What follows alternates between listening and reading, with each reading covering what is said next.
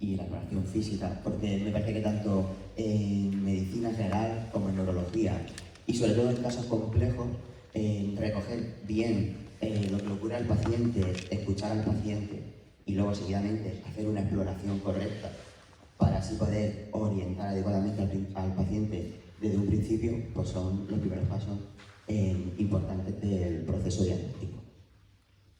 Y bueno, ella es Sara, que tiene 26 años, y a los 6 años de edad pues, fue diagnosticada de una paraparesia espástica hereditaria. Entonces, pues si le parece bien a Sara, que nos cuente un poco su historia y cómo empezaron los primeros síntomas y cómo ha ido evolucionando a lo largo de los años.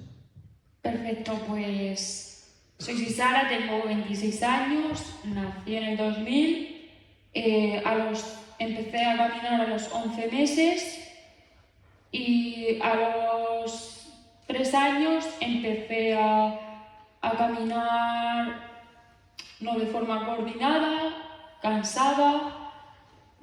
Quería estar siempre a uvas de mi madre o de mi padre o de mis hermanos, porque soy la cuarta de 5 hermanos.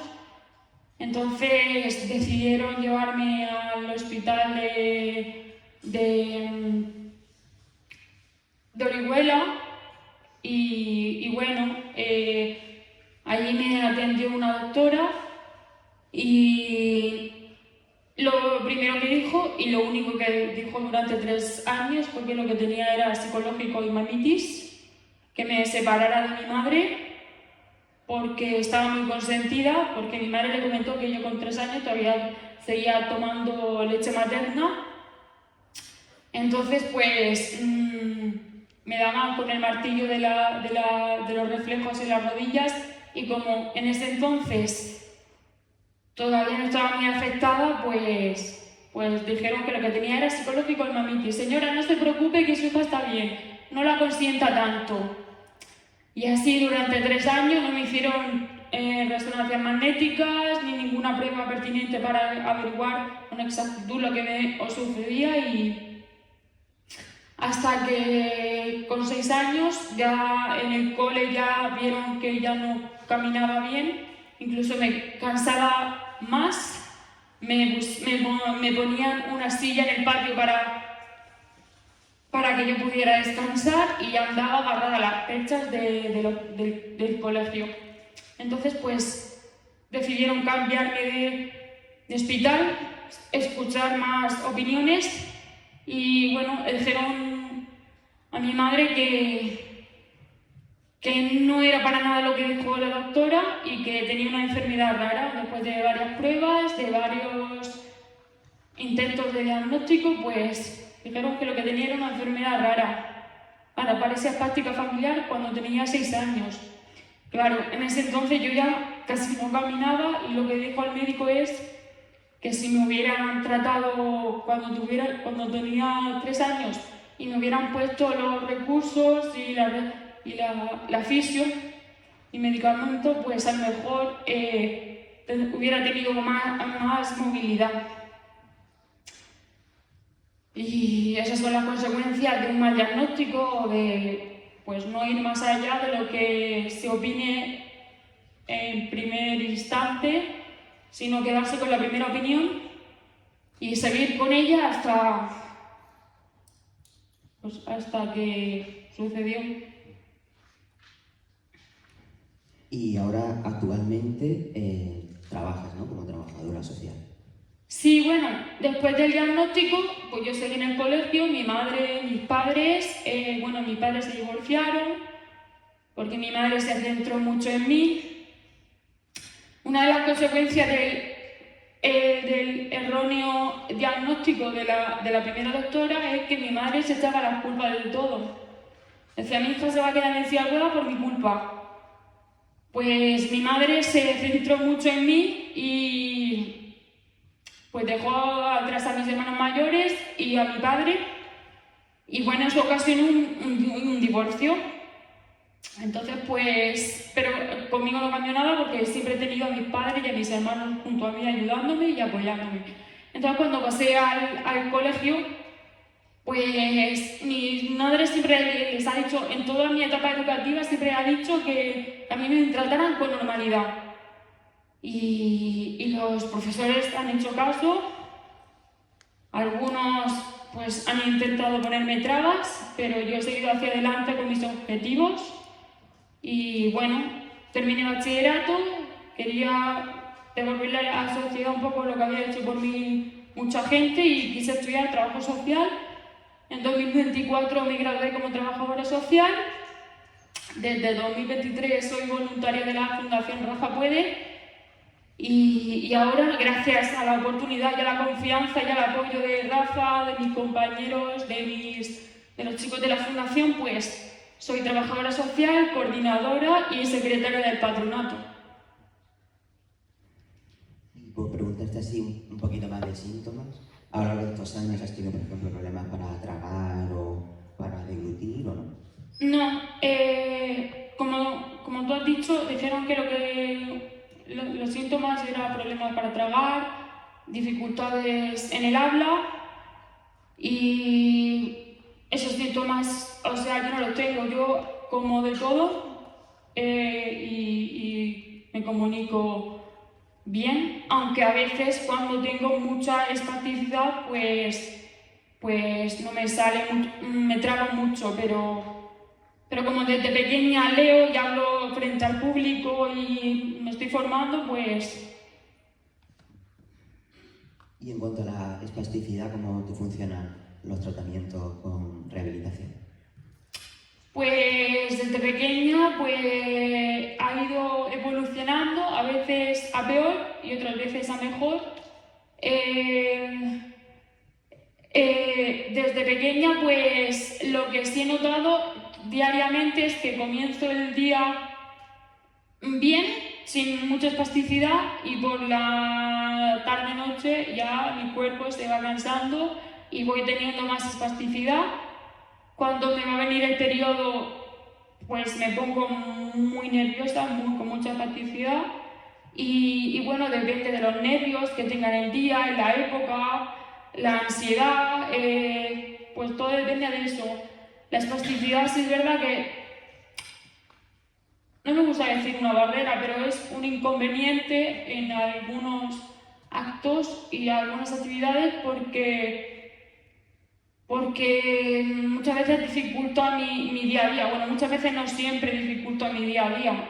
Necesito ayuda para todo y bueno, mi motricidad fina está muy afectada, no puedo coger un lápiz, la cuchara, si es sopa no puedo cogerla porque la sopa no llega a mi boca, me mancho entera. Y bueno, puedo comer sola pues si es carne o si es pizza, si es con el tenedor o con la mano. Y a la hora de hacer los exámenes, pues me los han hecho como desarrollo, o sea, oral, 7 desarrollo y si es tipo test, pues lo hago yo si puedo o me ayuda pues el equipo docente. Y bueno, estos son pues imágenes que nos ha ofrecido Sisara de la actualidad y bueno, pues a la derecha pues la posición de los pies que tiene actualmente. Entonces pues una vez que hemos hecho una anamnesis y bueno, hemos recogido un poco pues ya los datos clínicos del paciente y ya podemos un poco saber lo que le ocurre, pues lo siguiente y muy importante es pues en este caso la exploración neurológica. Sobre todo hacerla de forma ordenada y explorando los diferentes sistemas para ver si además de una afectación motora hay afectación a otros niveles. Entonces pues empezaríamos con las funciones superiores, evaluando pues, por ejemplo pues, el lenguaje, los nervios craneales también, que al parecer pues, en un principio no parece que tenga afectación porque no tiene visión doble, tampoco tiene problemas para tragar, los nervios craneales bajos parece que están conservados. Luego, la fuerza y el tono, tanto el balance general como por grupos musculares, es importante. Luego, la sensibilidad, ver los diferentes tipos de sensibilidad para ver cuál en concreto se encuentra afectado o si son varios, como si hay discriminación tactoalgésica, la sensibilidad vibratoria también, y la artrocinética. Y luego, pues, en el caso de una paraparesia espástica, pues también buscar síndrome de piramidalismo, pues afectación de la vía corticoespinal, pues si hay hiperreflexia, si hay un reflejo cutáneo-plantar extensor, si hay clonus aquilio, o por ejemplo si está el signo de Hoffman. Y luego pues ya terminamos viendo, pues, valorando el cerebelo, si hay dismetría y otros hallazgos de afectación cerebelosa, y la marcha pues también pues, depende del estadio evolutivo en el que encontramos al paciente, si se puede valorar, pero si no, pues siempre se puede preguntar por ella y cómo ha ido empeorando esa marcha. Entonces, pues, una vez que tenemos esa anamnesis y esa exploración neurológica, pues tenemos un poco un diagnóstico sindrómico que, bueno, pues en su caso, pues sería la paraparesia espástica. Lo que pasa es que la paraparesia espástica supone un diagnóstico diferencial muy amplio, y hay que pedir pues, una serie de pruebas complementarias y también sabiendo por qué las pides y qué estás buscando.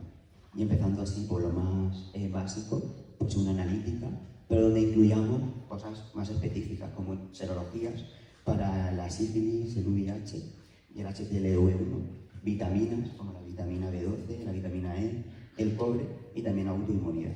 Y el tema de las vitaminas y de las causas tratables, pues recalcar sobre ellas, precisamente por eso pues, son causas tratables y que pueden mejorar clínicamente al paciente. Luego, pues una resonancia del neuroeje, sobre todo queremos descartar lesiones estructurales, lesiones demineralizantes y también atrofias o cambios neurodegenerativos. Avanzando en las pruebas complementarias, pues tenemos al estudio neurofisiológico, incluyendo pues tanto un estudio de las conducciones nerviosas como la electromiografía. Y luego, pues también se podía plantear un estudio metabólico, que sería muy amplio, y destacamos pues, el ácido graso de cadena larga para descartar pues, una enfermedad que es la adrenolipodistrofia. Y luego, esto no pasa. No pasa, no sé qué.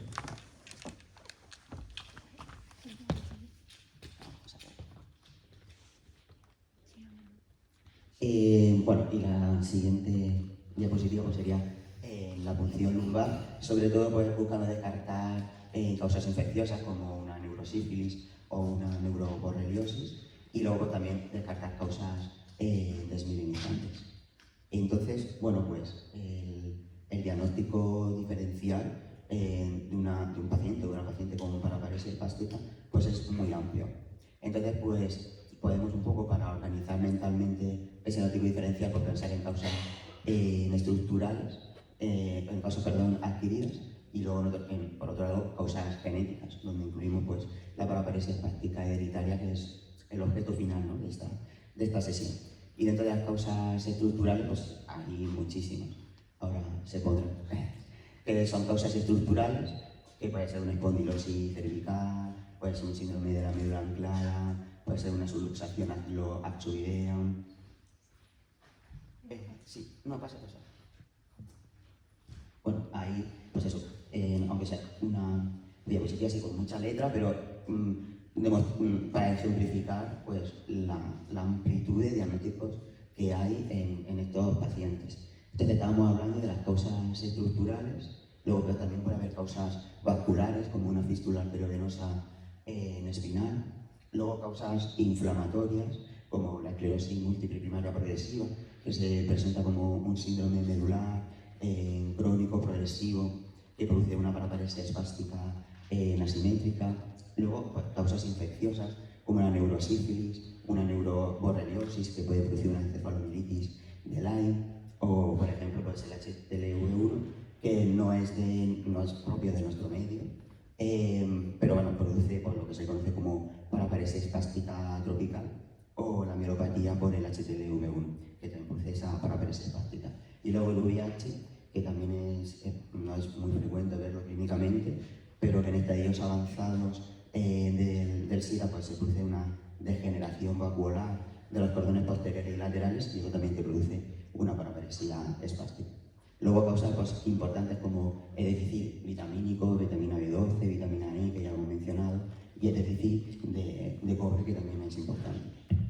Luego causas tóxicas, como por ejemplo el latrimo o el conzo, pero que eso no va a ser frecuente en nuestro medio, y el laterismo se debe a un consumo, una dieta monótona de la almorza, y luego el conzo, que es típico del África Central, que también son dietas monótonas de mandioca amarga, que también te produce esa paraparesia espástica, pero que no son propias en nuestro medio. Y luego la mielopatía por radiación, que también puede ser una opción. Y luego, pues el otro grupo serían causas genéticas, que como vemos también son muchísimas. Dentro pues, destacamos la paraparesia espástica hereditaria, como he dicho que es el objeto final de esta sesión y el diagnóstico que se le dio con 6 años a Sisara, pero hay otras muchas enfermedades genéticas. Están, por ejemplo, las leucodistrofias, que son un grupo heterogéneo de enfermedades genéticas, donde el problema o la diana patológica, o bien son las células, la oligodendroglía, los trocitos, etc., y la mielina del sistema nervioso central, y son enfermedades que son muy variadas clínicamente, pero tienen sintomatología común, y entre ellas se encuentra la paraparesia espástica, y serían también enfermedades a tener en cuenta, sobre todo en edad infantil. Y ahí destacamos pues algunas, pero hay muchísimas más. Está la adrenoleucodistrofia, la enfermedad de Grave, la leucodistrofia metacromática, algún ejemplo he puesto también de leucodistrofias hipomimelinizantes. Y luego tenemos las ataxias hereditarias, en las que también algunas cursan con espasticidad, como son algunas autosómicas recesivas. Luego destacamos dos dentro de las ataxias espinocerebelosas, la 1 y la 3, y luego pues la ataxia de Friedrich, que también sería un diagnóstico a tener en cuenta, porque además también pues, hay datos de piramidalismo, y luego las ataxias espásticas, y luego pues una larguísima lista de enfermedades metabólicas que también pues, pueden producir esta sintomatología.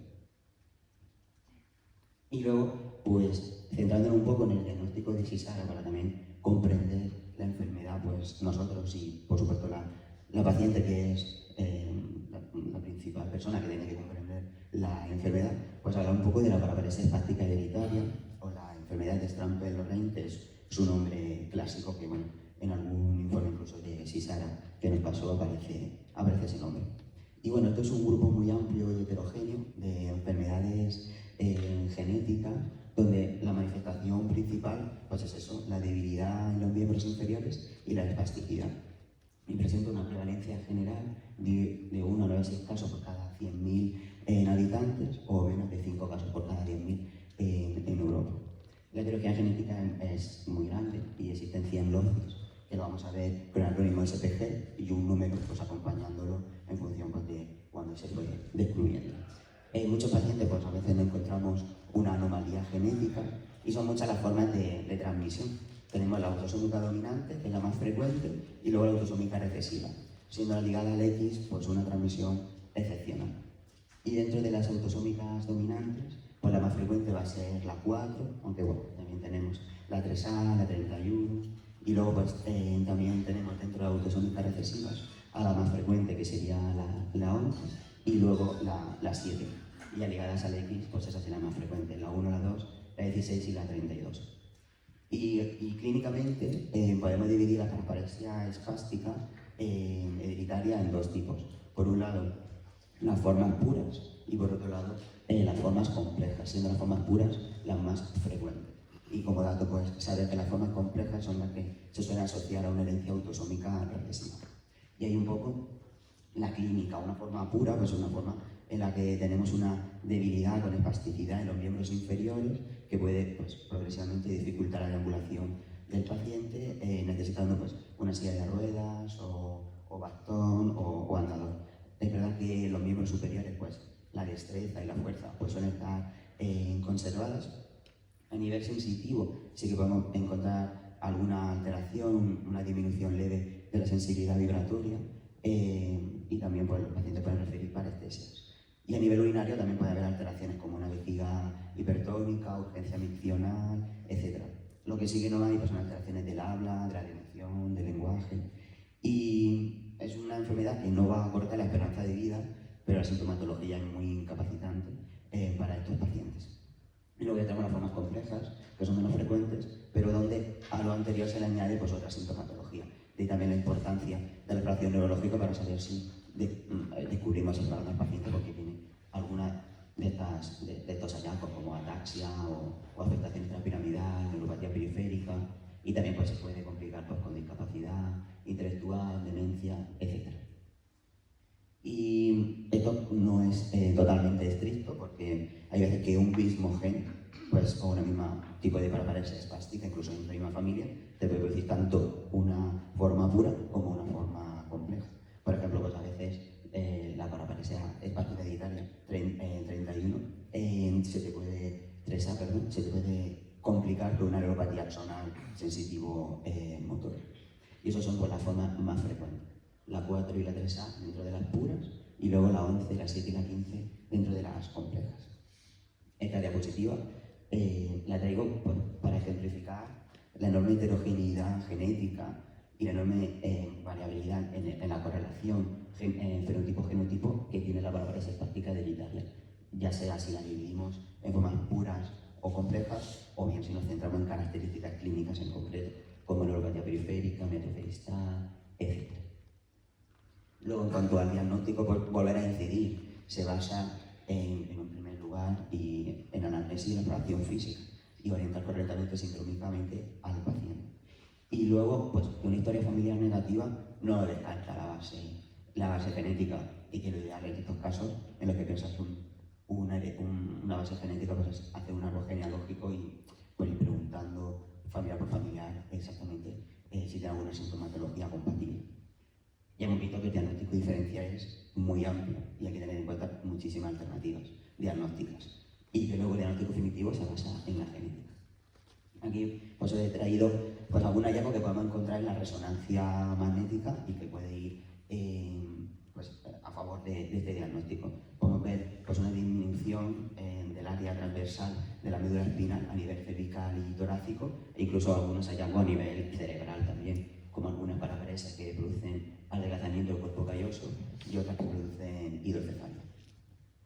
Y en cuanto a la genética, pues tenemos dos herramientas: el panel multigénico o un exoma filtrado por HPOs, en función de la semiología que encontremos en el paciente. En cuanto al tratamiento, por un lado, tenemos un tratamiento pues, farmacológico destinado a mejorar la espasticidad de los pacientes, ya sea como un tratamiento oral con baclofeno, o tenemos también la clizanidina, si Sara pues, toma el baclofeno, y luego pues, infiltraciones periódicas de toxina botulínica. Y luego, en los casos de que encontremos vesícula espástica o síntomas urinarios de urgencia, pues tenemos a la oxibutinina como opción. Y luego, quizás, pues, lo más importante, el manejo multidisciplinar, que estos pues son patologías que no involucran a todos los profesionales. Atención primaria, neurología, urología, trabajo social, por supuesto, pues las asociaciones, la enorme labor que hacen en la visibilidad y en el reconocimiento de estas enfermedades, que es muy importante para seguir avanzando y investigando en este aspecto. Y luego pues destaco, por supuesto, pues la rehabilitación y la fisioterapia, que eso es pues, algo muy importante para ayudar a los pacientes al acondicionamiento físico y a hacer terapias especializadas pues, en estiramiento, reducción de la espasticidad, mejora del equilibrio y de la fuerza. Y por supuesto, pues en estos pacientes, importante el asesoramiento genético para la descendencia o futuras generaciones. Y en la última diapositiva, pues quería hablar un poco en general sobre las enfermedades raras, que son aquellas que afectan a menos de 5 personas por cada 10.000 habitantes. Y a día de hoy, pues el retraso diagnóstico pues, sigue siendo uno de los principales problemas, pero creo que la visibilidad pues, de estas enfermedades creo que nos ahorraría tiempo, nos ahorraría recursos y ayudaría a estas personas a ganar calidad de vida. Al igual que esa concienciación, no solo de los profesionales sanitarios que tratamos a estos pacientes, sino de la población general también, no sanitaria, que con la finalidad pues, de diagnósticos más precoces, de una mejor coordinación asistencial, y eso nos llevaría pues, a una mayor investigación y a un mayor apoyo social de estos pacientes. Y eso es un poco lo que yo quería hablar por mí.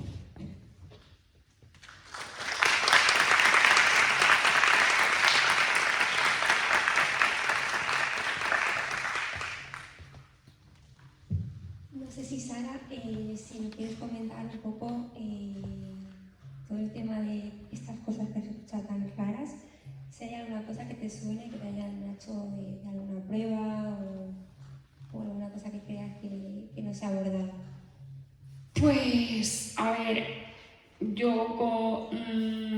me han hecho ningún estudio genético nunca por la situación. Yo soy de la Comunidad Valenciana, entonces pues entre que soy del último pueblo de la Comunidad Valenciana, soy de Pilar de la Horadada, y que pues el diagnóstico no fue de primera mano y eso, pues no sé mucho. Gracias por la información, gracias por incidir en un diagnóstico adecuado, y os lo agradezco de verdad. Me gustaría seguir aprendiendo porque, a ver, soy trabajadora social y por lo tanto, pues aparte de mi enfermedad, quiero incidir en la investigación de más enfermedades raras y por supuesto también hacer la importancia de, aparte los medicamentos, es importante rehabilitación. Y yo a lo largo de mi vida he tenido muchas trabas a la hora de acceder a la rehabilitación continuada. O he estado muchos años dándola siempre, o si cambio de rehabilitador, pues me quita la rehabilitación durante 6 meses al año. Entonces, yo es algo que le doy mucha importancia porque para mí la rehabilitación es muy importante porque hace que mis músculos no estén tan rígidos. Y bueno, es algo por lo que tenemos que seguir luchando, tanto yo como paciente con parálisis hepática como más pacientes con enfermedades raras, que a la hora de acceder a una rehabilitación continuada en nuestro día a día, pues a mí me lo han dicho, y es que como no te vas a curar, pues en la atención primaria pues están las personas, pacientes que se van a curar. Bueno, yo no me voy a curar, yo no voy a andar, pero sí creo que merezco una calidad de mi día a día, calidad de vida, menos rigidez, menos dolores. Entonces, pues incidir en que una rehabilitación es importante, que sí, muchos medicamentos, pero rehabilitación es muy importante. Y algo que, pues eso, que la movilidad está ahí, aunque no nos movamos, pues la movilidad es importante para todos. O sea, yo una de las cosas, a ver, yo con mi vida estoy muy contenta. No cambiaría nada, porque he conocido a personas maravillosas y todo. Pero una de las cosas que yo, por así decirlo, haría en mi vida sería ir al gimnasio. Y para mí el gimnasio es la rehabilitación. Entonces, pues aunque duela, porque me duele mucho cuando me estiran los aductores y todo, aunque me duela, pero me gusta ir porque me siento mejor. Y si estoy 3 meses del año haciendo rehabilitación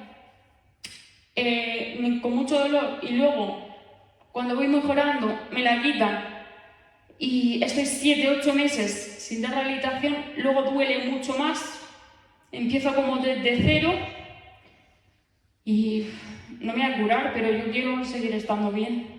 Muchas gracias, Isara. Tengo una pregunta para Juan. Como presidente de FEDER, ¿ves que haya muchas situaciones similares como las que sufre Isara, de un poquito de, digamos, abandono estructural de parte de rehabilitación, medicina?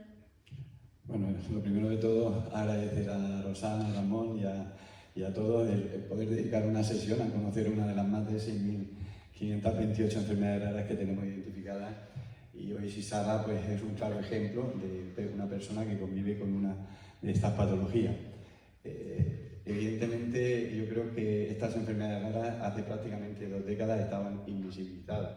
Es decir, hay una gran falta de conocimiento y una gran falta de información. Gracias al trabajo de todos, pero donde el papel del movimiento asociativo ha sido clave, se ha logrado una visibilidad importante.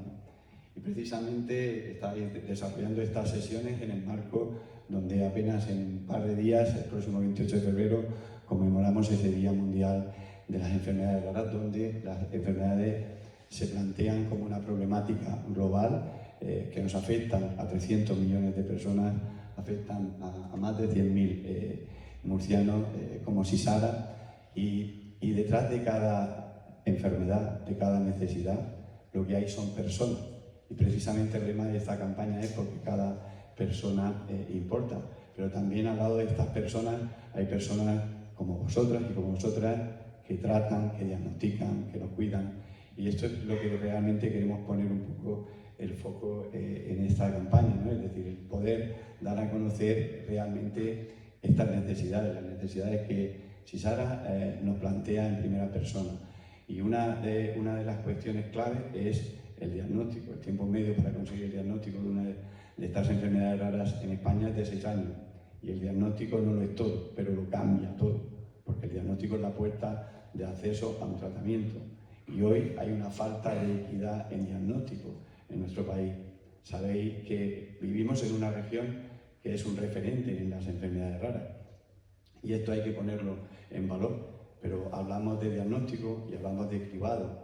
Y vemos como el código postal de residencia donde el bebé nazca puede condicionar el acceso a un mayor número o no de patologías dentro de las que se incluyen en el cribado. Comunidades autónomas que incluyen más de 40 enfermedades raras, como es el caso de Murcia y Galicia, y otras comunidades como Extremadura y País Vasco que no superan las 12. Esta es la realidad que tenemos en nuestro país. Tenemos que abogar para lograr una ley de cribado que garantice ese acceso universal al cribado. Y esto es importante, pero también tenemos que hablar de diagnóstico, es decir, si el tiempo medio para conseguir el diagnóstico es de 6 años, y pensar que hay niños y hay personas que llegan incluso a fallecer sin poner nombre a la enfermedad. Desde el pasado año ya hay un código para identificar a las personas que se encuentran en esa búsqueda de diagnóstico, que es trastorno raro no determinado, el código Orphan 616874. Pues tenemos que incorporar ese código dentro de nuestro Sistema Nacional de Salud para que también nos permita identificar a todas y cada una de las personas que se encuentran en búsqueda de diagnóstico. Murcia es una de las pocas comunidades hoy en España que ya identifica a esas personas con este código para poder también que las personas sin diagnóstico saber dónde se encuentran, en qué parte se encuentran de nuestro Sistema Nacional de Salud y también contribuir a dar respuesta. Y esto es importante. Pero pensar también otro dato y otra reflexión que yo quiero compartir. Solo el 6% de las 6.528 enfermedades raras disponen de un tratamiento, de un medicamento huérfano que pueda ayudar a mejorar la calidad de vida de Sisara o curar incluso la enfermedad. Y la realidad en nuestro país es que tenemos 156 medicamentos huérfanos autorizados en Europa, de los que nuestro Sistema Nacional de Salud tan solo financia 103. Y esto quiere decir que el 34% de los medicamentos huérfanos que se autorizan en Europa no se financian en España. Y yo soy el papá de una niña con una enfermedad rara en España, pero también soy ciudadano europeo y lo que tengo que exigirle entre todos a los responsables políticos es que queremos tener acceso a todos y cada uno de los medicamentos huérfanos autorizados en Europa. Pero es que hace apenas 3 días estaba participando en una charla en Colombia y se ven otras realidades muy distintas y diferentes en Latinoamérica, como el acceso a un medicamento, su valor se puede triplicar el precio 3 veces más que el valor europeo y el valor americano. Es decir, un tratamiento de una misma patología puede costar 3 veces más adquirirlo en Perú, en Colombia, que en Estados Unidos y en Europa. Pues esto nos tiene que hacer también reflexionar. Pues estas son realidades con las que nos enfrentamos los pacientes y las familias. Y ese 94% de personas que representan a las enfermedades raras y que no disponen de tratamiento, pues disponemos de servicios, como decía Sisara, de rehabilitación, de fisioterapia, de logopedia, de estimulación cognitiva, que pueden contribuir a que la persona pueda tener una mejor calidad de vida. Pero tenemos que lograr que este gasto sea cubierto por el sistema, es decir, y no sea soportado por parte de la familia. Esto es otro de las grandes dificultades que tenemos también en nuestro país. Permitirme también que ponga en valor, cuando hablamos de enfermedades raras, lo decía también Sisara, es muy importante la labor vuestra también en la parte de investigación, porque estas enfermedades raras son unas grandes desconocidas y necesitamos que se investiguen en enfermedades raras, y solo el 20% de estas enfermedades raras a día de hoy se están investigando. Y es importante que vosotros también tengáis esa labor de investigación que despierte también en vuestro día a día profesional, porque podéis también aportar ese futuro y esa esperanza que necesitamos un colectivo de personas que representamos las enfermedades raras o en búsqueda de diagnóstico. Y me vais a permitir como ya solo es un minuto más, os voy a compartir una última reflexión. Os decía que yo estoy aquí por ser el papá de mi princesita Celia. Ella fue una niña diagnosticada con una lipodistrofia infrecuente. Ella nos dejó con 8 años de vida, pero ella a mí me transmitió muchas lecciones de vida en esos 8 años, ¿no? Una de ellas, fundamentalmente, fue el no rendirme, ¿no? Y el seguir luchando por defender los derechos de cualquier persona con cualquier enfermedad rara o en búsqueda de diagnóstico en cualquier lugar del mundo. Pero lo que sí que puedo transmitir con total sinceridad es lo mucho que me han aportado los profesionales del Servicio Murciano de Salud, las profesionales que hoy representan al diagnóstico, al tratamiento de estas enfermedades raras, porque cuando yo me enfrenté al diagnóstico, pues recordé y recuerdo cada día pues esa frase, ¿no? Es decir, hay falta de información, se desconoce la evolución de esta enfermedad, no hay líneas de investigación iniciadas. Pues eso no nos podemos quedar ahí, es decir, ni los profesionales se tienen que quedar ahí, ni los responsables del movimiento asociativo, ni los papás, ni la mamá, ni los afectados. Tenemos que luchar todos juntos y estamos todos juntos para unirnos y sobre todo poder cambiar esta situación, ¿no? Y siempre pongo en valor, es decir, esa enfermedad a la que se enfrentó Celia es una enfermedad que fue diagnosticada aquí en la región de Murcia, que gracias a la implicación profesional de profesionales de este hospital, la doctora Guillén, la doctora Domingo, se iniciaron líneas de investigación que permitieron, con el paso del tiempo y después de su fallecimiento, gracias también a la generosidad de los papás y las mamás, que en esas situaciones difíciles también dan el paso de la importancia de donar órganos a la ciencia, permitió que esa línea de investigación que se había iniciado pues, permitiera conocer una nueva enfermedad rara tras el fallecimiento de Celia y que hoy esta enfermedad neurológica grave pues permita conocer y diagnosticar otros casos de forma inminente, es decir, y que no tengan que recurrir a ese peregrinaje de años. Es decir, hoy, gracias a esa investigación que se desarrolló en Murcia con colaboración del Hospital de Santiago de Compostela, ese descubrimiento de una nueva enfermedad rara, recientemente se han diagnosticado casos, los últimos, hace menos de 9 meses, en la isla de Taiwán, 5 casos, con ese síndrome de la encefalopatía. Es decir, con esto, ¿qué os quiero transmitir? Os quiero transmitir que vosotros sois nuestra esperanza, que nosotros tenemos depositado en vosotros pues, ese futuro que queremos mejorar, que cada una de vosotras y de vosotros puede aportar lo mejor para que estas enfermedades se conozcan más. Que también que tenemos que ser humildes, que cuando no conocemos o desconocemos la información, pues también tenemos que ser capaces de buscar o de completar esa información con profesionales que puedan disponer de la información. No podemos conocer todos y cada uno de los que estamos aquí, ni vosotros en vuestro plan informativo, las 6.528 enfermedades raras que hay identificadas.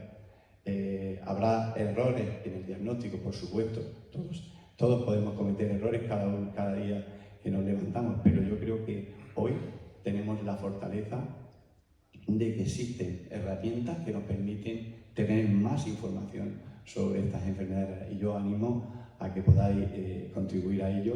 Os felicito por vuestro trabajo y porque yo creo que cada día nos vaya a aportar ese mejor futuro que necesitamos personas y familias que convivimos con estas enfermedades raras. Y de recordar lo que os digo, estáis en un hospital realizando vuestra residencia, en un hospital referente para las enfermedades raras. Hoy la Comunidad Autónoma de Murcia es un referente en la atención integral de las enfermedades raras. Disponemos de un sistema de información de enfermedades raras que tiene identificados 117.000 casos con nombre y apellido en la región de Murcia. Disponemos de un plan de atención integral con presupuesto específico que permite desarrollar líneas disponemos de un centro de bioquímica con una trayectoria consolidada de más de 50 años y una unidad de genética de referencia en el diagnóstico de estas enfermedades raras. Tenemos programas europeos implementados como es InGene, Genebon e Impagenómica, donde se puede acceder para que esas personas sin diagnóstico puedan tener acceso a ellos en nuestra región. Y tenemos 6 centros y unidades de referencia. De esos 386 centros y unidades de referencia que hay para atención especializada en enfermedades raras, 6 de ellos están en nuestra región. Y esto es algo que tenemos que poner en valor y que todos los profesionales del sistema tienen que tener esa información.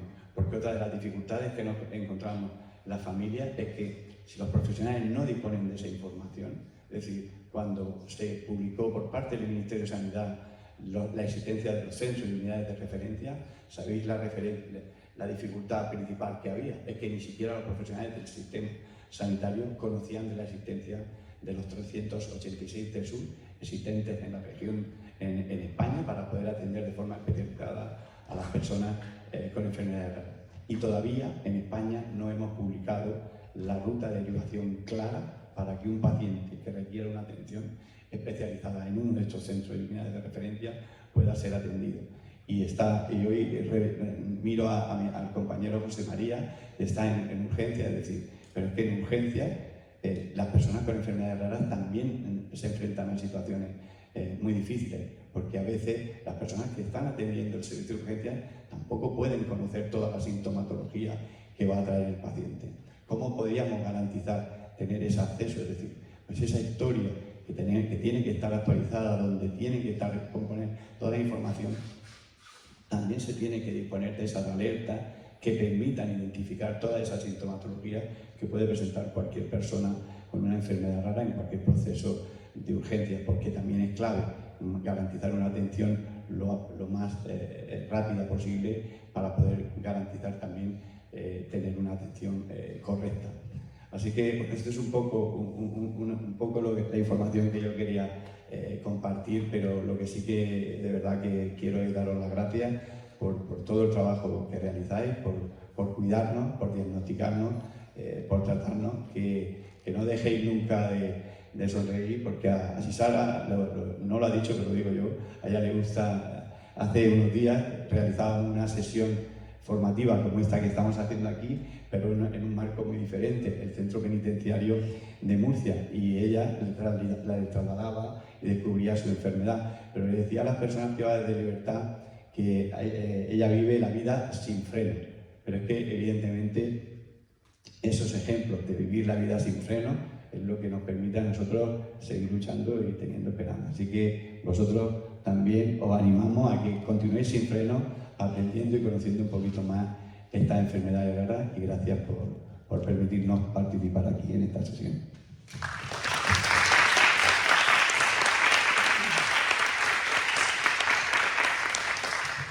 Muchísimas gracias a los tres, de verdad, me ha parecido precioso. Al final que haya un presidente aquí explicándonos un diagnóstico diferencial de una patología tan compleja, que estés tú, es una maravilla, y muchísimas gracias por venir aquí a compartir nuestro día también, Juan. Gracias a ti, Rosana, porque has estado un mes, bueno, más de un mes preparando todo esto. Así que muchas gracias.